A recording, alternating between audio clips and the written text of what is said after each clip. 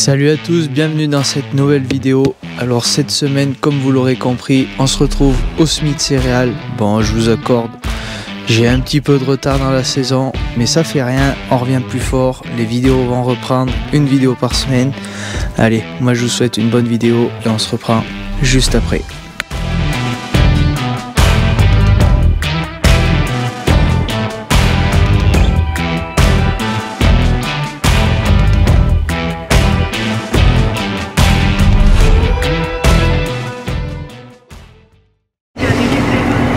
Bah allez, salut à tous, nouvelle vidéo.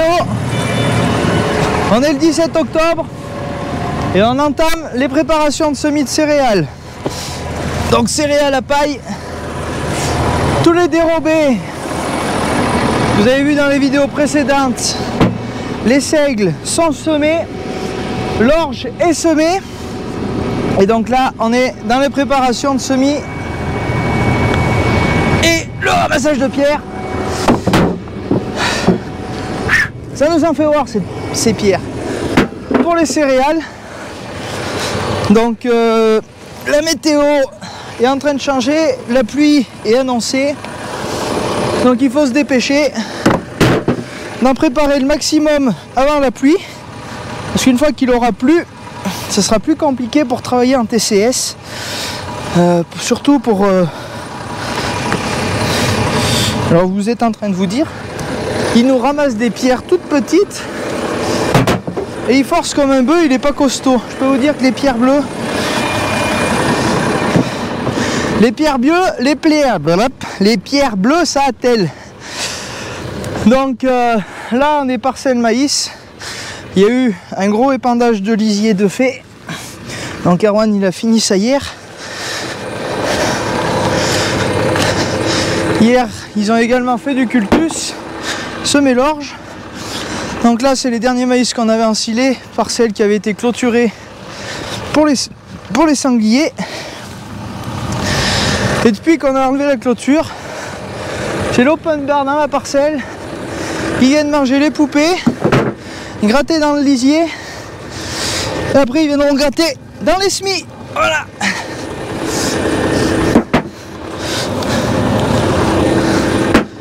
J'ai fait à peine 1 hectare. Et je peux vous dire que ça n'avance pas bien fort. Qu'en plus, il manque une dent sur le déchômeur. Hier, il y a la tige à l'intérieur là qui s'est pétée. Donc on peut travailler que sur 2,60 m. Donc c'est pas forcément bien l'avance. Voilà. Donc eh ben, j'essaye de vous faire quelques prises de vue. Et dans un moment, je partirai semer, parce qu'il y a 14 hectares à semer d'ici demain matin avant qu'il pleuve. Et il y a peut-être des voisins qui veulent le semoir, donc ça va peut-être se terminer en nuit blanche l'histoire. Et bon, on est déjà le 17 octobre, ça serait bien d'en avancer un peu. Il reste encore 32 hectares à semer, donc à cette allure, ça va pas y aller bien vite, entre les pierres, les champs, bon, celui-là c'est une belle parcelle, faire les épandages et tout avant, voilà, c'est pas comme du semi direct où tu arrives, tu déplies, tu sèmes. Donc là, il faut déjà faire les apports, passer le cultivateur ou labourer, ramasser les pierres et semer. Donc il y en a, ils vont me dire ouais, pourquoi tu t'embêtes à passer le cultivateur, semer en direct. Je peux vous dire que c'est vraiment tassé. Et semer en direct là derrière, pas sûr qu'on sécurise les rendements.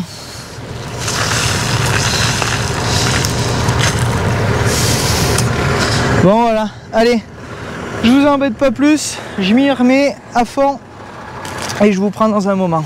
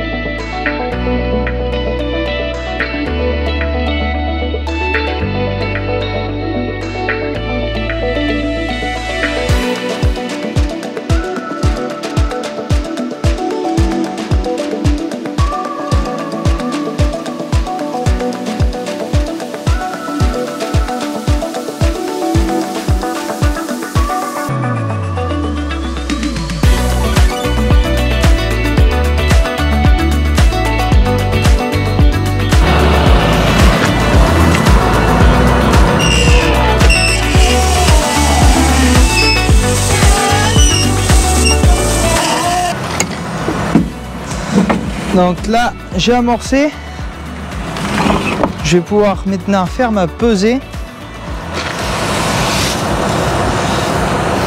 Hop. Donc ce semoir, il est vraiment facile et rapide à régler avec la distribution électro-hydraulique, enfin gérée électriquement, entraînée hydrauliquement.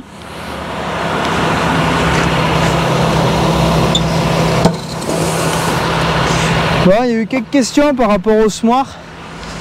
Si la profondeur de semis changeait en fonction du remplissage de la trémie. Donc à savoir que la profondeur de semis se règle via une butée sur le vérin hydraulique qui permet de lever et baisser le semoir. Attendez, je vais vous faire voir. Donc avec ce gros vérin hydraulique là, et en fait il enregistre une butée, donc ça fait lever la rampe de semis, les disques des chômeurs, ça hisse tout l'ensemble en prenant appui sur les roues arrière, et après quand on rebaisse, la rampe de semis descend à la hauteur pré-réglée, et c'est rare que ça change quoi. Il faut le contrôler, donc on a le curseur à l'avant du semoir, donc un petit coup d'œil de temps en temps, mais j'ai jamais vu que ça changeait, sachant que le poids porte sur l'ensemble de la largeur du semoir. C'est très régulier même, je trouve. Donc là maintenant il y a les deux boutons là, donc celui-là amorcé et celui-là pour la peser. Me dites pas graisse, il n'y a pas de graisseur. Je leur dis, parce que chaque année j'ai le coup quoi. Donc là je les remplis une bonne moitié. Mieux il y a de poids, plus c'est précis. 186 j'ai mis. Puis il y a des grains cassés hein.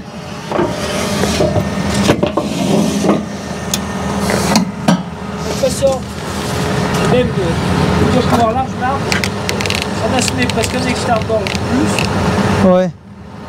Là où on fait pas. Donc pas. Je mettrai 5% de plus après.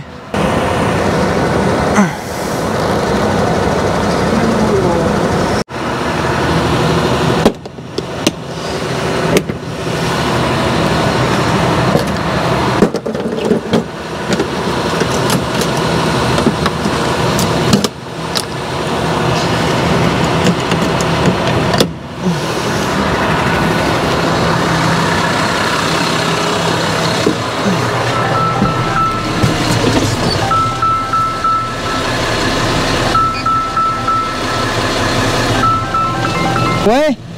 Ouais, j'ai pété une autre dent. Hop. Une pareil, il leur sort.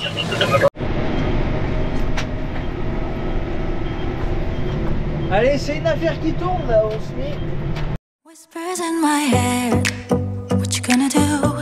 So take it, 기도해.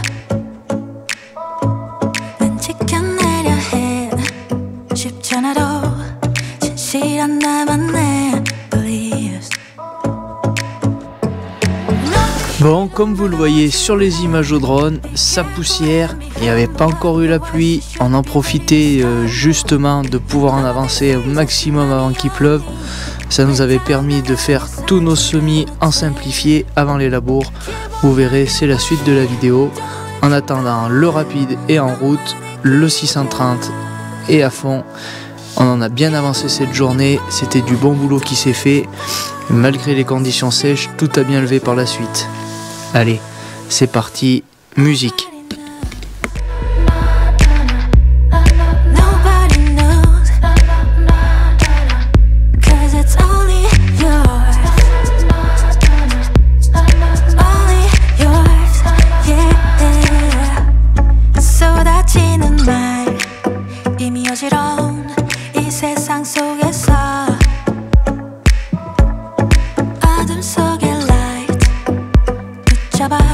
진실한 나만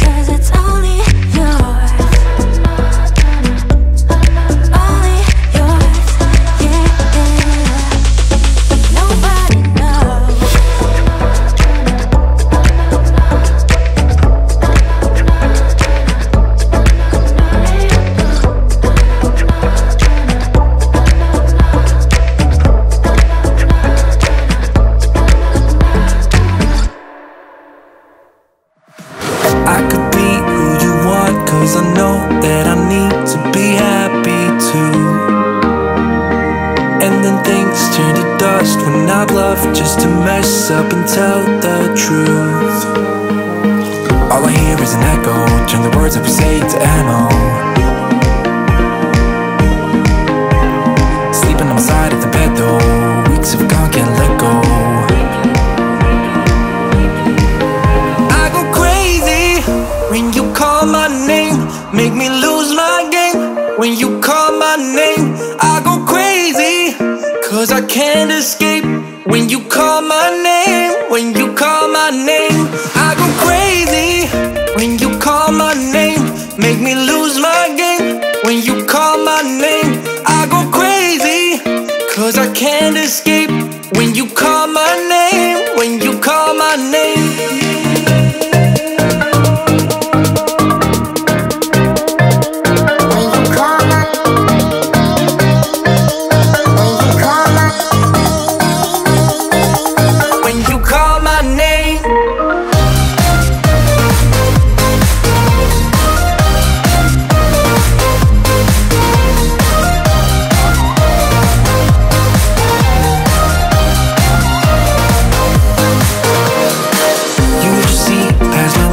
Can't disguise who I am when I am with you. My armor fell off cause your words got me naked, got me naked. All I hear is an echo, turn the words up and say to ammo. Sleeping on the side of the bed though, weeks have gone, can't let go. I go crazy when you call my name, make me lose my game. When you call my name, I go crazy, cause I can't escape. When you call my name, when you call my name, I go crazy. When you call my name, make me lose my game. When you call my name, I go crazy, cause I can't escape. When you call my name, when you call my name. Bon allez, on se reprend le lendemain. Vous voyez, j'ai trouvé un chauffeur. Le souci, c'est qu'il veut pas ramasser les pierres. Bon, je sais pas si vous l'avez reconnu, c'est mon collègue Armand qui m'avait fait essayer le petit SSV là dans l'été. C'était bien sympa. Et aujourd'hui, on est dimanche, il savait pas quoi faire. Du coup, il est venu m'aider à passer le déchômeur. Donc on est avec le 800 et le Cultus. Bon, ça te plaît? C'est le top. Au passage, c'est le plus gros commercial de motoculture de France. Ça va être ça. Donc non, il travaille dans une concession de motoculture, de vélo. C'est d'ailleurs ici qu'on a acheté les vélos. Et donc on est bien copains. Et du coup, ça va bien parce que ça me fait un chauffeur. Et on gagne vraiment du temps pour ramasser les pierres et tout. Et donc là, on a attaqué ce matin. On a de la chance d'avoir des terres avec du sable quand même. Et des terres qui ne retiennent pas énormément l'eau. Heureusement que ce n'est pas des terres argileuses, limoneuses. Parce que là, franchement, avec les 55 mm, presque 60 qu'on a chopé, ça aurait été impossible de préparer pour semer 2 jours après. Donc là, la première parcelle qu'on a fait d'1 hectare, elle attaque déjà de blanchir la terre sur le dessus. Donc je pense qu'en fin d'après-midi, on pourra tenter de venir semer. Il y a mon père qui fait du fumier en parallèle. Il est en train de finir avec l'Arion, là il est juste à côté. Bon, je voulais vous sortir le drone, mais comme à ma grande habitude, j'ai oublié de le faire charger. Ça te fait rire, toi. Et du coup, ben, pas de prise de vue au drone. J'essaierai de faire ça le temps de midi. Donc là, on est dans la parcelle. Vous voyez, là, tout le rond. C'est là où on n'avait pas pu semer ce printemps, où c'était vraiment mouillé. Et hier, je suis venu boucher les rases du déchômeur. Et avec la pluie qu'il a fait, il y a déjà l'eau qui attaque de ressortir. J'espère qu'on va pas s'enterrer, bon, surtout avec le semoir. Et puis voilà. Donc là aujourd'hui, météo plutôt bonne. demain aussi. Donc on va essayer de finir de semer les 9 hectares derrière maïs. Et après, quand ça sera de labourer les prairies, ça sera un peu plus facile puisqu'on pourra semer au fur et à mesure et se tenir prêt dès qu'il y aura une fenêtre météo qui sera favorable. Et on aura terminé pour cette année. Bon voilà, allez, je vous fais quelques vues de GoPro et puis je vous reprendrai cet après-midi.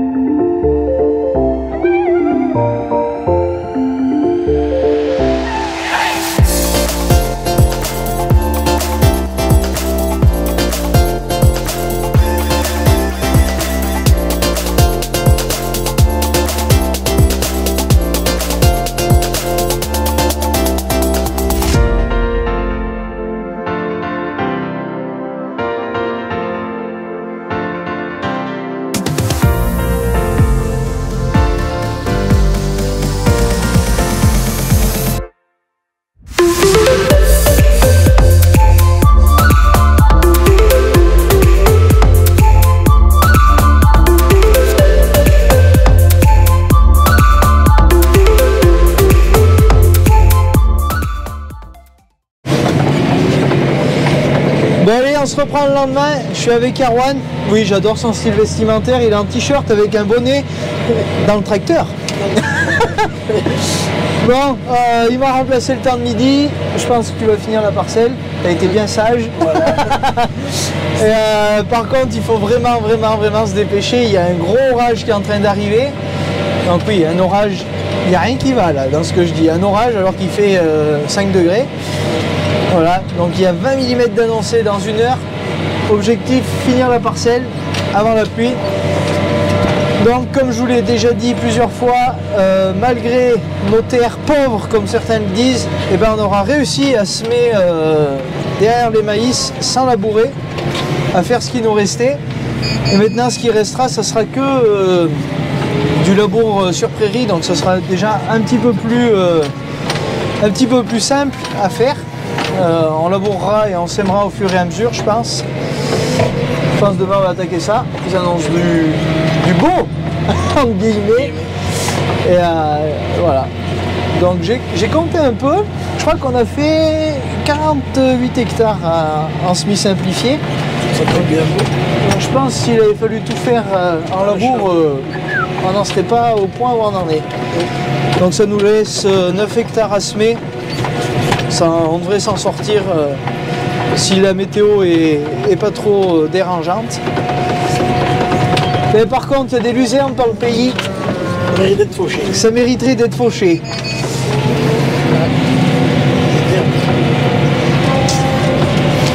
Bon, et bien sûr, Erwan, je l'ai mis avec toutes les options possibles sur le GPS. Alors je suis content parce qu'il commence à se débrouiller, à être autonome pour se mettre en route avec le GPS. Bon, il y en a qui disent ça sert à rien, c'est quand même un confort de travail. Voilà, tu fais le mec pour les vidéos, parce que tu vis que pour les caméras maintenant, ouais, mais, sûr, non. Tu croises les bras et tout. Mais... Non, je suis pas pour ça, heureusement. Non, mais c'est top. Non, ça va vraiment bien, ouais. Et puis là, avec le jalonnage, tu te trompes jamais, quoi. Ah ouais, tu te trompes jamais. Et puis l'avantage, c'est que si tu sais, tu regardes pour te mettre sur la ligne, ouais. Et si tu oublies d'avoir appuyé sur le bouton de jalonnage, tu sais de suite si voilà. Sur ça arrive bien souvent. Et puis, il n'y a pas besoin de compter est-ce que j'ai fait le bon nombre de passages. Je me rappelle, des fois, mon père, il repartait à l'autre bout du champ, il comptait les coups de semoir pour savoir où c'est qu'il avait jalonné. Bon, habituellement, il y a une magnifique vue là en face. Et là, le temps, il est gris et menaçant. Oui, gris et menaçant. Voilà.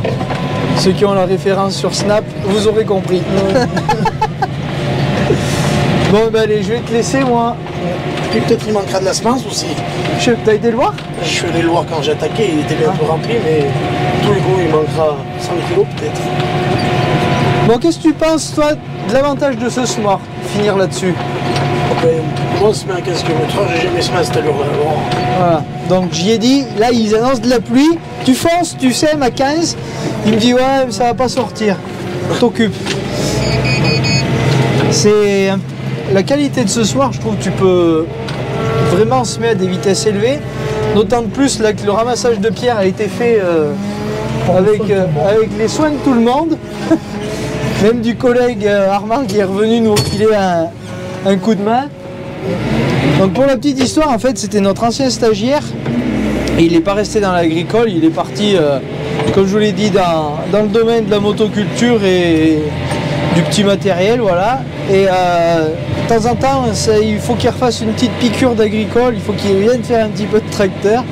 Donc il vient faire, il était venu là, faire son petit week-end des chômages et voilà. Ça fait plaisir à tout le monde, on a fait un homme heureux. Et nous, eh ben, ça a bien avancé le chantier. Ouais. Bon, eh ben, allez, on va aller essayer de poser du bardage et de ne pas s'envoler avec les plaques parce que là aussi, il faut se dépêcher de fermer le bâtiment. Ça coup, il va neiger et voilà. En plus, les vaches, elles ont attrapé un peu de grippe intestinale, donc les courants d'air ne doivent pas forcément bien aider. Allez, voilà.